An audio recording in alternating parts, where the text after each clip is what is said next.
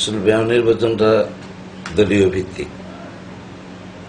ওই জায়গায় কুমিল্লা সদর আসনে এমপি হাজী আকমম বাহাউদ্দিন বাহার সাহেবের একটা বলিষ্ঠ ভূমিকা থাকবে। ওনার নিজস্ব একজন প্রার্থী অবশ্যই থাকবেন এবং জননেত্রী শেখ হাসিনা যদি মনে করেন যে হ্যাঁ, হাজী আকমম বাহাউদ্দিন বাহার যে প্রার্থী দিয়েছে সেই প্রার্থীর যোগ্য, রাজনৈতিক পর্যবেক্ষণ করে নেত্রী জননেত্রী শেখ হাসিনা মনোনয়ন দেবেন। সেই মনোনয়নের প্রত্যাশী আমি আশা করি আমি বিগত দিনে যেভাবে কাজকর্ম করেছি কুমিল্লার বিভিন্ন জায়গায় খেলা মাঠ থেকে শুরু করে রাজনৈতিক মাঠ পর্যন্ত আমি যেভাবে কাজ করেছি, আমার বিশ্বাস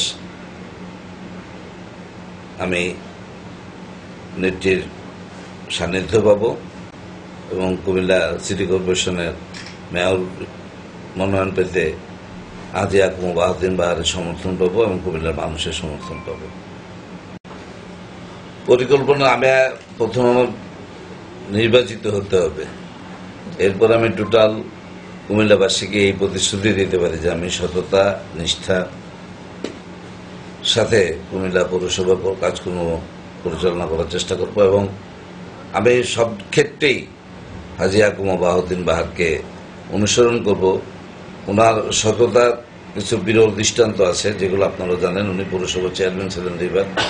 উনি যেভাবে কুমিল্লা পৌরসভাকে দ্বিতীয় পৌরসভা থেকে প্রথম গ্রেডে পৌরসভা করেছেন এবং উনি এমপি হওয়ার পর এই সিটি কর্পোরেশন, আজকে যে সিটি কর্পোরেশন, এটারও রূপকারণী। আমি চেষ্টা করব আপনাদের কুমিল্লার বাসীর মান উজ্জ্বল করতে। কুমিল্লার যে কোনো লোক যদি কুমিল্লা বাইরে গিয়ে সম্মানের সাথে যেন বলতে পারে আমাদের পৌর মেয়র একজন সৎ এবং নিষ্ঠাবান লোক।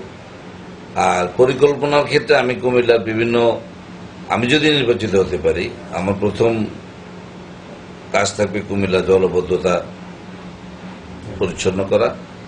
কুমিল্লার মানুষ যেন আর পানির যেভাবে রাস্তায় পানি জমে সে পানির বদ্ধতা থেকে যেন কুমিল্লাবাসী মুক্তি পায়।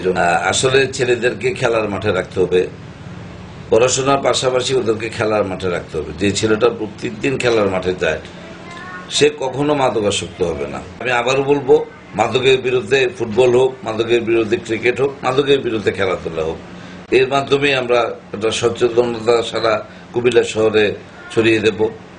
মাদককে